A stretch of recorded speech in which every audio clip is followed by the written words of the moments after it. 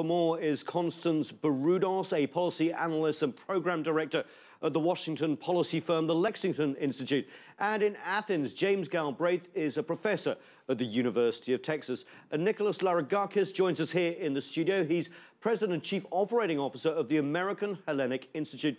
Thanks all of you for joining us. James, you're in Athens. What a last 24, 36 hours, a decisive no vote. What's the feeling on the streets of Athens? Well, it was indeed a landslide. It was a 60%, 61% vote. The no carried every single constituency in Greece. And there was a considerable outpouring last night on Syntagma Square, a celebration.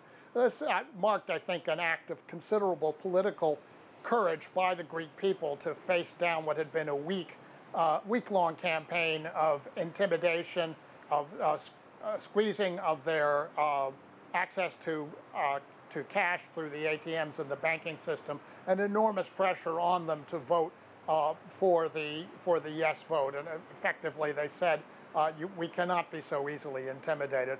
The mood was not so much ebullient as, I think, calm and determined, and it really was, I think, a very impressive thing to see. Is there a sense among the Greek people that this vote can actually change things in Berlin and Brussels and beyond? I think it had a shock effect on the capitals of North Europe, yes.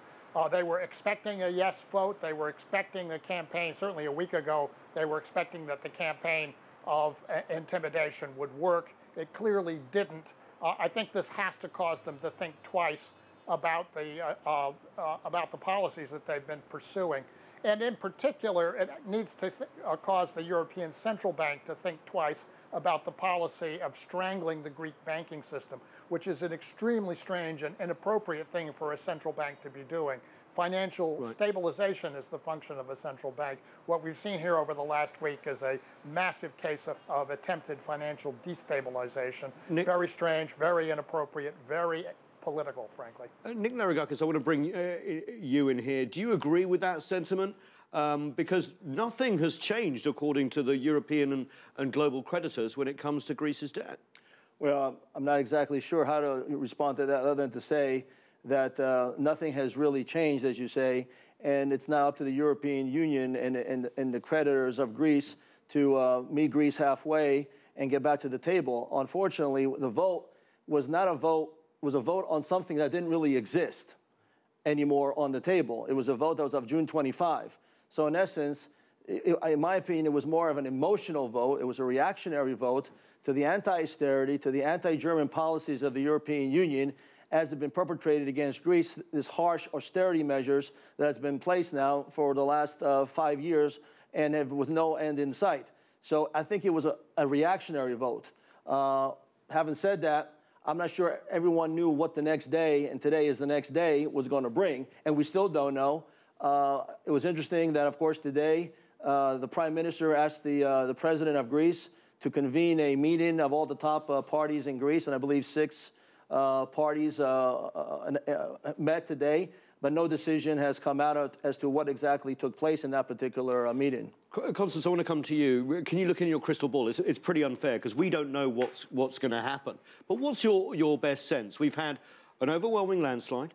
We've had the finance minister resign and the leader of the opposition. What's going on here and what's the way forward? So what we need to be paying more attention to is the IMF report that was released last week. Good point. The IMF admitted that Greece's debt is unsustainable. Even if Greece accepted the previous bailout package that is no longer on the table and it paid on time and did not default, it would still be in debt, 100% in debt of its GDP for even if it paid for 3 decades. Because this hasn't worked, this austerity. We're in our 5th or 6th year, right? So what is the alternative? The IMF coming up with a new loan package, but could the European partners agree? So the IMF is suggesting that Greece not make any payments for 20 years until growth is instilled. And it also suggested that it provide a haircut to Greece's debt. James, in Athens, is that what people are pinning their hopes on, the IMF report, as one of the creditors, but also saying, look, what we've been doing is not working? The IMF report certainly cut the ground completely from under the European creditors' position. What Greece needs is debt relief. It needs a relief from the austerity policies, and it needs to have as I said, the European Central Bank back in the business of providing the liquidity to make the economy function. If you got that, you got some private investment in, you got some public investment through the European Investment Bank, you would have some hope for recovery and eventual return to at least a modest level of prosperity. And that is probably the best you can hope for under these conditions. Nick, well, I agree with that, but I would like to ask Mr. Galbraith, though, in a sense of the literal letter of the law, Greece right now is insolvent. The banks are insolvent, and then under the characterization of the letter of the law, the ECB, technically under those terms, cannot give any more funding to Greece. I'll be curious to know if there's any wiggle room from our expert. James? My understanding is that there is. The Greek banks were not insolvent last week. What happened was that the Greek negotiations ended and the program expired, and the European Central Bank decided to cap, not to end, the emergency liquidity assistance. They could reverse that decision now that the referendum has occurred and negotiations are underway. And they could certainly, I should think, would be able to do so under the general power to provide basic financial stabilization. It would not take much if they just had a sense that the banks were not going to be shuttered, that deposits were not going to be haircut. Then people would return to normal pretty quickly. You put cash in the ATMs, they wouldn't necessarily rush to draw down their deposits as they were doing in advance of the referendum. Constance, you see some wiggle room? Because literally at stake here is Greece's participation in the euro and also potentially the European Union. So this has to go well. Yes, and in regards to the referendum, I'm not surprised that it was voted for a no. Yes, you called it on our network last week. Actually. I did, because with a country that has over 25% unemployment and young youth having an unemployment rate of over 50%, people need growth in the country. Right, I just want to bring you, Nick, in again. You've met the current Prime Minister. You've talked to a lot of people over the last few weeks and years. Do you see them getting to some sort of deal with the creditors over the next week, or are we going to see this Grexit that we've now been talking about for years? Well, first of all, I'm a very optimistic person when it comes to this, because I've gone on record as having said that Greece, through its 3,000 years of written history, not its unwritten history, has been through tremendous turmoil, invasion, occupation, civil war, civil unrest, you name it, it's been there, and it's been able to sustain itself for all these years. The building up there, the Parthenon that Mr. Galbraith has behind him is there as a testament to that. So it befuddles me how this generation of Greeks have not been able to come out of this, which is, in my opinion, compared to the other issues regarding history of Greece, minor in terms of the overall situation. So, in my opinion, failure isn't an option. Although you can claim they failed last week, failure isn't an option.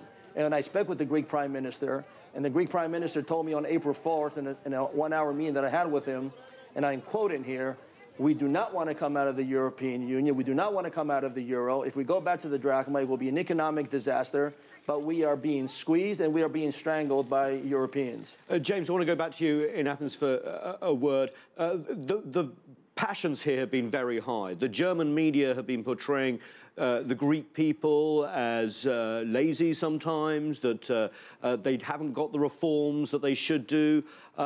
Can we see a way out of this, considering Berlin's position and now Athens' position, backed by its own people? Well, it is true that the German media have run a very vicious campaign, which, it has to be said, has not been reciprocated on the Greek side. There has been none of the same kind of vitriol directed back at the Germans, and of course there are many German tourists here, and they're not having any problems. So it really does become a matter that has to be resolved by Chancellor Merkel, by President Hollande. They have to bring their side to the table in an honest and forthright way. They have to, as I think was said earlier, to begin for the first time to meet the Greeks halfway on the questions of policy and especially on the questions of debt. If they're not willing to do that, if they're unable to control these forces that exploit anger, hatred, racism for that matter, in their own constituencies, then of course we're going to be in for a great deal of trouble. And of course, that could be have a big effect on the euro and the eurozone. And that's what we're going to do after the break. Coming up, what happens if Greece leaves the eurozone? We'll continue our discussion on the fate of Greece. Stay with us. You're watching The Heat.